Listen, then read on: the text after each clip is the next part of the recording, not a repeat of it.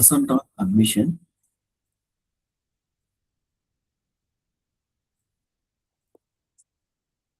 So this comes under one of the domain in the CCS module, okay, in the CCS exam module. In the first domain, coding and knowledge, okay, coding and skill and coding and knowledge, okay, in that one of the topic is present on admission guidelines, okay. So why we need this, okay, what is the purpose of this present on admission? So this will provide you the essential coding fundamentals for acute inpatient reimbursement and quality measurement. So specifically, this will provide you the appropriate reimbursement and quality measurement of the payment system, especially for the inpatient. Okay, for the inpatient, it is widely used. It is not used for the outpatient. Okay, so here when it comes, so this is a small example which you provided. So where the place of service will be updated. Okay, place of admission will be updated. So present on admission will be updated. Okay, so this works as like an indicator. Okay, so any condition, a patient who is coming to the hospital, okay, and when he's coming to the hospital and is becoming an inpatient because of some particular condition, that particular condition we name it as present on admission, and that will work as an indicator. Okay, we'll be indicating with the different indicators. Based on that indicators only, we will be able to do the reimbursement for the inpatient, especially for the IPDRC. Present on admission indicators distinguish condition existed at the hospital entry versus those developing during the stay, critical for reimbursement, quality measurement, and patient safety tracking. Okay, so here as I told, during the admission, reason for the admission, okay, that will be addressed with one indicator. In the period, during the period of stay in the hospital, you may develop different conditions or different abnormalities. That should be indicated with the separate indicator. Why? Because if I'm going to pay for the condition which developed during my stay, my reimbursement will be reduced. As per the UDHHS's reimbursement payment system, my payment will be reduced because it is not related to the present on admission. Because I admitted for, say, for example, I admitted for knee replacement. Okay, due to the arthritis in my knee, they have done the knee replacement. I admitted for the knee replacement surgery. Arthroplasty is performed. During my stay, I got some soreness in my back, or I got some numbness in my back, or I am accumulated with some lung-related problems. Okay, I cannot give priority for that. I cannot do the payment for that. Okay, those will become an condition which are developed during the stay.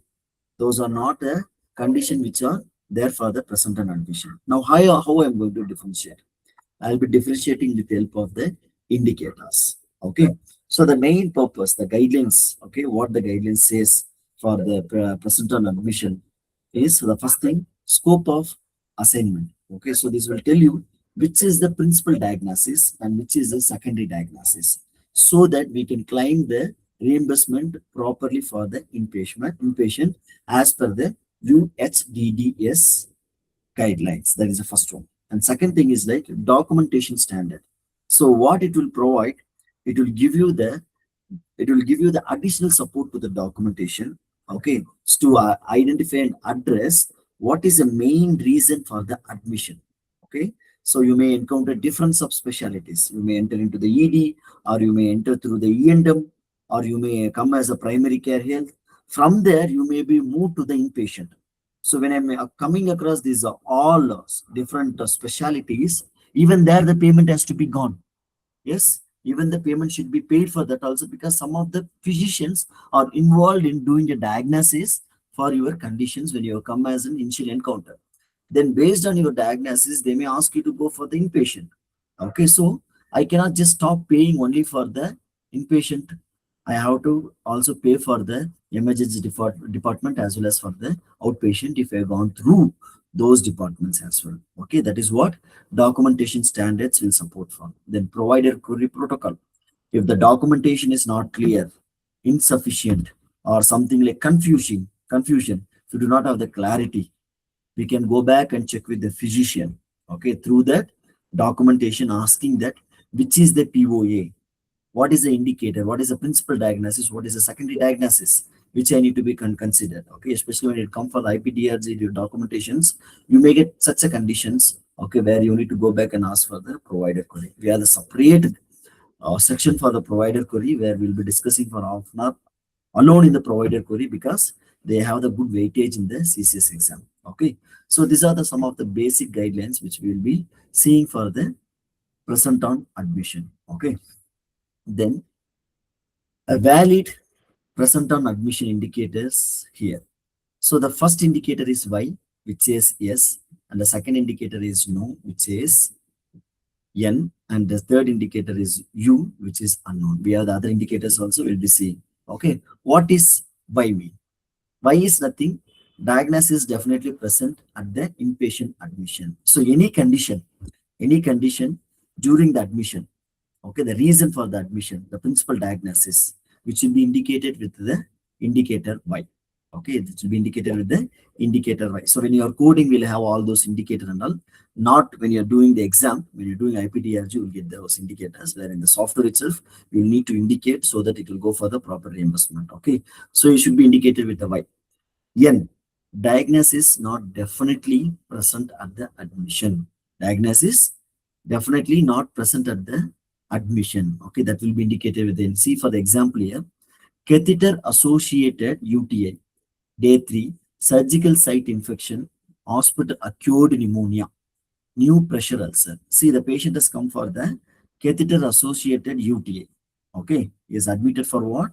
UTI, urinary tract infection. Okay, since they have placed the catheter, he is encountering the infection. Now, due to this infection, okay, in the surgical side, due to this infection, after the 3 days, he had something called hospital acute conditions, HAC we call it as. We'll be discussing about the HAC also further. This all comes in different domains. We'll be discussing in detail. Okay, so these are going to be little new for you. You may encounter this all going to be something new terms, new wordings will be there. But as I said, you gain a lot of knowledge based on the CCS syllabus. Okay, so hospital acute pneumonia, no new pressure ulcer. Now I will be indicating with N for the pneumonia and new pressure ulcer because those are not condition seen during the admission. Okay, so these are the conditions developed after the treatment. Okay, then unknown. We do not know when the problem has arrived, whether during the admission or during the stay. We do not know that. In that scenario, we will put it as unknown by indicating the indicator U. Vague history of deep vein thrombosis without clarification, condition mentioned without context, missing admission documentation. I do not know whether it is during or it is beginning, in which time I got this problem. When I don't know that, I will be indicating with the U indicator. Then comes W indicator, clinically undetermined. Clinically undetermined. Now, this is something provider cannot clinically determine the present on admission status. Okay, if you see one example I provided here, unable to determine if the pleural effusion is present on admission due to patient condition and assessment is limited. Okay, see what they're trying to tell. Say, for example, a patient might have admitted for trauma in the lungs, okay, in the respiratory system, okay, or infection in the respiratory system. They might have focused only in the infection, or they might be focused only in the injury. They missed to do the diagnosis on the other conditions like pleural effusion or pneumothorax, which accumulates due to the infections or due to the injury, okay, traumatic pneumothorax. Like that, some conditions may occur, which also need to be considered when you're going to do a patient for the admission. That is like present on admission, we need to indicate that. But unfortunately, we are not able to do that. So that will become a clinically undetermined, okay, which is like I have not diagnosed it in the beginning itself. The next one is like examined. Here it is like few cases, okay, few cases where the conditions which you have seen for the newborn or pregnancy related diagnosis or congenital anomalies, okay, and external causes as a secondary diagnosis, it's all have the exemptions. We do not have any separate indicator where I need to address with one along with those conditions. Okay, so these are the different set of indicators which you will be seeing for the seeing on the present on admission. Then the indicator assignment with the rationale. So I have given some of the examples here. Rationale with the explanation. What the rationale says here, explanation. If you see the first, Community acute pneumonia. Patient present to the ED with a 3-day history of fever, cough, dyspnea, diagnosis confirmed in the E&M before the admission, definitely present on the admission. Okay, here, 3 days back, he has come for the emergency department for fever, cough, and dyspnea. He has diagnosed with the community acute pneumonia, which need to be indicated with the why, because of this pneumonia only, I'm going to admit the patient. That is what present on admission. And second, if you see type 2 diabetes mellitus indicated with Y. If you see here, chronic condition with the documented history. Patient taking medication at admission. All chronic condition existing at admission receive Y regardless of active treatment needs. Okay, here certain conditions, okay, certain chronic condition which are actively taking the treatment or medications need to be considered as Y indicator, which means yes indicator. Say for example, I might have come for the cancer, or I might have come for the removal of kidney stone, but I do have the hypertension, or I do have the diabetes mellitus, or I may be the Alzheimer patient. Those all conditions, the chronic condition which are under the treatment, need to be indicated with the Y indicator. Very, very mandatory, okay? Because in the exam point of view, you need to be able to understand these scenarios, okay? If you go to our site also, I have provided examples where you can test yourself by understanding what I'm explaining here, okay? The third thing is like essential hypertension. Same, pre-existing chronic condition in inpatient history, even if controlled and required no adjustment, underlying condition was present at the admission. So I was telling under the treatment, here they're telling if it is not under treatment also, even if it is under the control also, we need to indicate with the Y. Okay. Then catheter associated UTI. So already we have seen this example. Okay. During the hospital, we are occurred with some kind of conditions where I need to indicate those conditions with the N. Okay. With the indicator N. And here, stage 2 pressure ulcer, which is like provided documented inability to determine the present on admission due to assessment limitations, appropriate W use. Okay, here, when I'm not able to determine properly when the pressure ulcer is being accumulated to the patient, I'm not able to determine that. I need to use the W indicator. The last one is like routine screening and immunization encounter exempt for the official guidelines. Okay, like as I told, newborn, pregnancy, these all people, they may come for vaccinations, okay, and they may come for different set of treatments where those cannot be considered as a reason for the admission. Mostly they will not go for the admission, but during the admission also, if they're taking any other treatments, we need to indicate with the, what is that? Indicator 1, which is indicate, which is the description of one is exempt. Okay, so these are the some of the indicators for the POA where and when we are supposed to use. So here is one example I provided. Okay, a comprehensive clinical scenario, demonstration of proper POA indicator assignment across the multiple diagnosis. Okay, typically CCS exam question format. Initial presentation: 78 years old ED arrived with via ambulance. Chief complaints fever to productive cough, difficult breathing for 3 days. ED diagnosis: community acute pneumonia. Chest X-ray confirms right lower lobe infiltrate.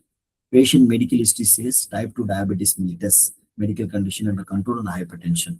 Okay. Now, admitted for IV, antibiotics and supportive care, and do hospital stay for 3 days. Developed dysuria and frequency. UA reveals, urine analysis reveals pyuria and bacteria. Culture grows E. coli diagnosis, catheter associated UTI. During the stay, nurse documented the staging, stage 2 sacral pressure, pressure ulcer, and provided correlate. What is it? Provided correlate, unable to determine due to position of the limitations during the initial assessment. Additional care receives routine pneumococcal vaccination documented as screening for the immunization. If you see here, we have the diabetes. Patient has the pneumonia, hypertension, okay, and he is having a catheter-associated urinary tract infection into the hospital stay in the day 3, and additional care is provided for pneumococcal vaccination. Here, for the diabetes mellitus,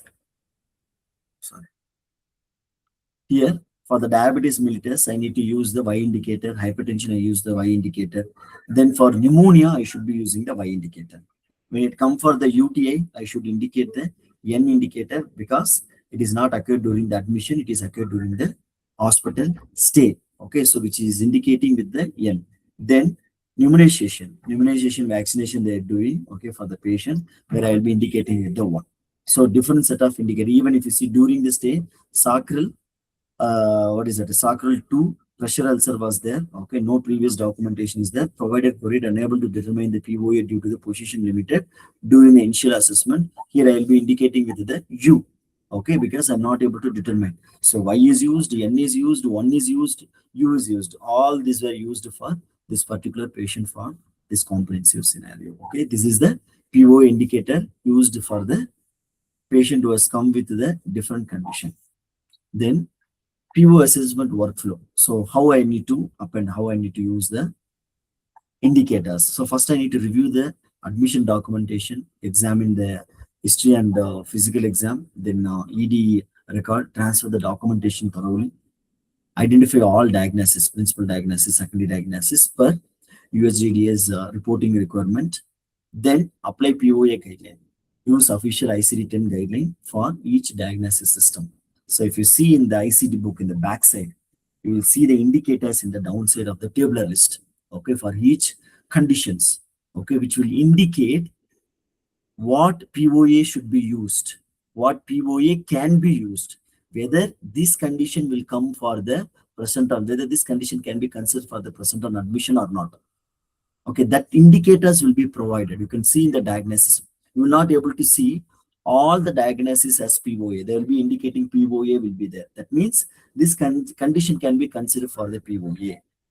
That is one additional input or additional insight which is provided in the ICD-10 book in the indicator section in the tabular list. Okay, so when you see the ICD moving forward, just check for those symbols also. Then query when unclear, yes, if you're not clear, insufficient documentation is there, we need to check with the physician. Then next is like assign the final indicator. So whatever the indicators are required, we need to use all those indicators. Okay, this is what a POA. So are you able to understand what is a POA Yes. for and how we are going to use the POA? Yes. Okay, try to work out from your end also. Okay.